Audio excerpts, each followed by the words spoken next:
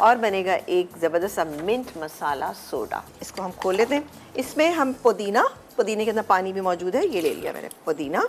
इसके अलावा हम इसमें शामिल करेंगे लेमन जूस 2 टेबलस्पून, काला नमक हम इसमें शामिल करेंगे तकरीबन ½ टीस्पून, शुगर इसमें शामिल करेंगे तकरीबन 2 से 3 टेबलस्पून और डालेंगे इसमें पानी डालेंगे हम इसमें जैसे कि तकरीबन ½ कप से थोड़ा सा ज़्यादा, नहीं ज़्यादा ही डालेगा इसमें, तकरीबन जैसे ये डाल देंगे। सही जी, ½ कप से ज़्यादा 3/4 कप मैंने इसमें डाला है और इसको अब हम ब्लेंड करेंगे।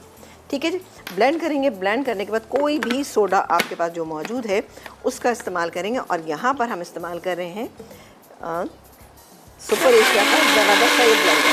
सुपर एशिया का बहुत ही शानदार सा ये स्टैंड ब्लेंडर आपके सामने मौजूद है। ये स्टैंड ब्लेंडर तो हमारी हर रेसिपी हीरे ही देखें कितना ज़बरदस्त सा उसका कलर आ रहा है। ये क्या मिंट मसाला सोडा आपके सामने। अब ये आप 3 से 4 उसमें इस्तेमाल कर सकते हैं सर्विंग में। ये क्या, अब ये मेरे पास सोडा मौजूद है, ये डालेंगे और डालेंगे इसमें बर्फ़।